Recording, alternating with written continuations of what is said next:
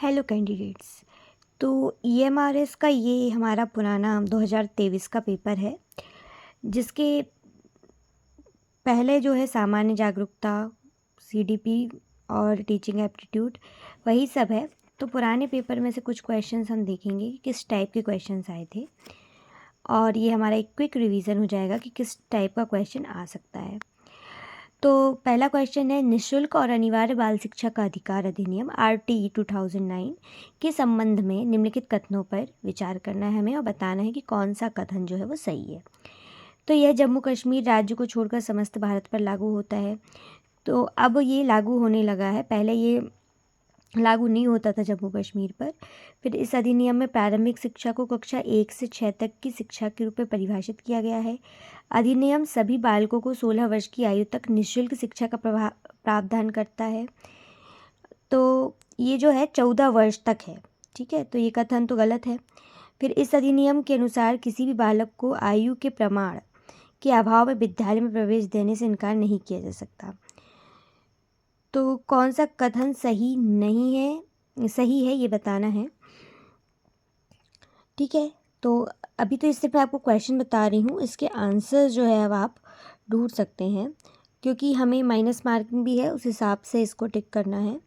फिर अगला है, आलमगीरनामा निम्नलिखित में से किस मुगल बादशाह के शासन का इतिहास है। फिर नेक्स्ट है थर्ड क्वेश्चन, भारत के आर्थिक सर्वेक्षण 2022-23 के अनुसार निम्नलिखित में से किसी स्तर पर 13-14 की तुलना में 2021-22 में विद्यालय में सकल नामांकन अनुपात, ये 2020 की जो हमारी NEP है उसमें भी इसके बारे में बात की गई है।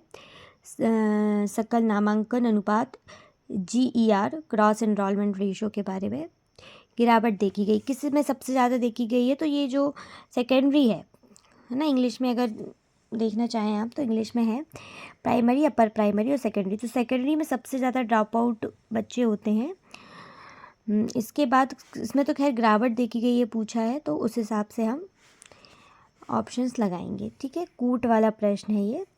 इसके बाद है, निम्नलिखित में से कौन सा भारत में एक स्थायी प्रशासक का उदाहरण है। प्रधानमंत्री, कैबिनेट मिनिस्टर, राज्य का राज्यपाल और लोक सेवक। तो ये तो काफ़ी इजी है। इसके बाद है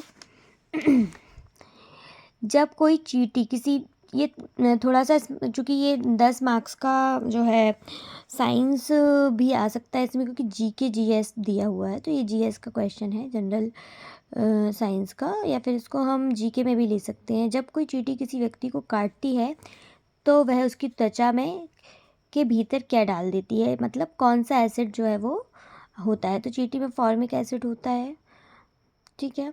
फिर भारतीय IIT का, मतलब IIT का भारत से बाहर पहला कैंपस किस देश में स्थापित किया, तो ये तो करंट अफेयर्स का एक क्वेश्चन है। फिर ऐतिहासिक महत्व के स्थानों और संबंधित देशों के युग्म में से, तो ये एक युग्म वाला प्रश्न है, सही जोड़ी टाइप का प्रश्न है ये, ठीक है। इसके बाद व्यापार और उद्योग के क्षेत्र में वर्ष 2023 का पद्म भूषण, मतलब हम पुरस्कार भी याद करेंगे, पुरस्कार भी हम एक बार क्विक रिवीजन क्विक देख लेंगे कि कौन कौन से पुरस्कार दिए गए हैं, पूछ सकते हैं फिर से। गौतम अडानी, ये पद्म भूषण पूछा 2023 का। फिर निम्नलिखित में से किस महिला हॉकी टीम ने टॉर्नियो डेल सेंटेनारियो 2023 का खिताब जीता। तो ये महिला हॉकी टीम, हॉकी की से संबंधित जो किताब है उसकी बात हो रही है, मतलब खेल से संबंधित एक प्रश्न है।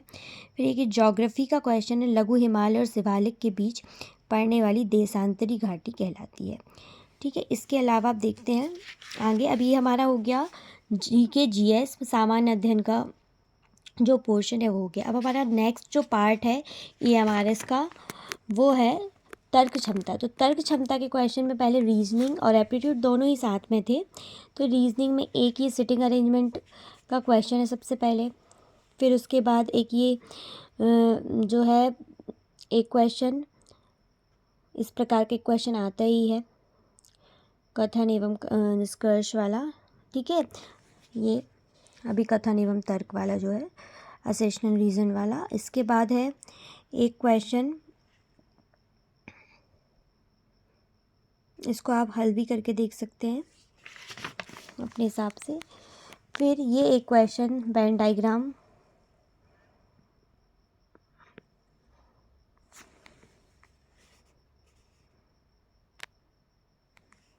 जो नॉर्मल रीजनिंग जो है वही है, बहुत ज़्यादा टफ नहीं आएगी। क्वेश्चन नंबर 18 देखिए, क्वेश्चन की जो लेंथ है वो बहुत ज़्यादा है कि आपको पहले क्वेश्चन पूरा अच्छे से रीड करना है, फिर उसको अटैम्प्ट करना है। फिर क्वेश्चन नंबर 19,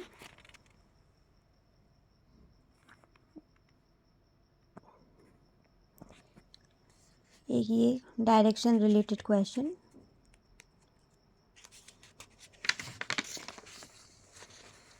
फिर आईसीटी के भी 10 क्वेश्चन थे, अभी भी 10 क्वेश्चन ही आने हैं।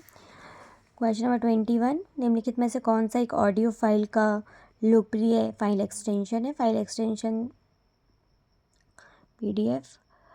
फिर साइबर सिक्योरिटी का क्वेश्चन है, साइबर सुरक्षा के संबंध में एक मल्टीमीडिया प्रेजेंटेशन बनाने और प्रस्तुत करने के लिए आप निम्नलिखित में से किस सॉफ्टवेयर का प्रयोग करने का सुझाव देंगे? बिल्कुल आसान क्वेश्चन थे आईसीटी के, तो बहुत ही आसान आया था ये। और कोशिश करनी कि जो हमें बिल्कुल भी नहीं पता है, ज़्यादातर तो ऐसा जीके जीएस में होता है ज़्यादा कैंडिडेट्स के साथ, जिसमें हमें आइडिया नहीं होता, तो उस क्वेश्चन को हमें जिसमें 4 में से 3 नहीं पता है, एक ही बस लग रहा है ये हो सकता है, उसको हम छोड़ नहीं दें, क्योंकि 1/3 की माइनस मार्किंग है। ठीक है, इस तरह से कुछ क्वेश्चंस कंप्यूटर के। ये वाला जो क्वेश्चन है उसकी स्टोरेज से रिलेटेड, ये शॉर्टकट की का क्वेश्चन नंबर 26। इसके बाद 10 क्वेश्चन है ये। क्वेश्चन नंबर देखिए, क्वेश्चन नंबर 21 से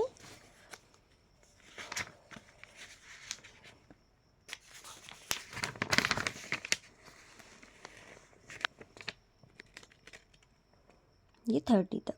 फिर नेक्स्ट है सबसे ज़्यादा जो आने वाला है इस वर्ष हमें, टीचिंग एप्टीट्यूड। तो टीचिंग एप्टीट्यूड के भी 10 क्वेश्चन ही आए थे पिछले 2023 के पेपर में। मैं एक बार क्विकली आपको दिखा देती हूँ टीचिंग एप्टीट्यूड के क्वेश्चन, क्योंकि ये ज़्यादा पोर्शन कवर करने वाले हैं, तो हम देख लें इसमें किस तरह के क्वेश्चन बनेंगे। एक शिक्षण संप्रत्यय समझाने के लिए पहले सिद्धांत व नियम बताता है, फिर उदाहरण देता है ना। ये मेथड पे क्वेश्चन है, टीचिंग मेथड पे। फिर इंटीग्रेटेड पाठ्य पुस्तक की कौन सी विशेषता नहीं है। फिर एक कथन संबंधी प्रश्न भी आया है, इस कथन को पूरा करना है। एक सृजनात्मक विद्यार्थी वह है जिसके पास क्या होना चाहिए। तो कुछ क्वेश्चन ऐसे होंगे जो पढ़ के आराम से आपसे बनेंगे, कुछ ऐसे होंगे जो थोड़े से फैक्चुअल होंगे, जैसे ये कथन है, हो सकता है ये कथन किसी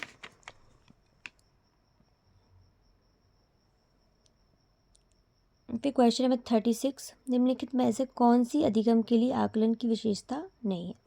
तो ऐसे 40 क्वेश्चन आए थे पिछले साल, मतलब पिछले पेपर में, पिछले 2023 में, जो कि अभी भी हमको आने वाले हैं फिर से।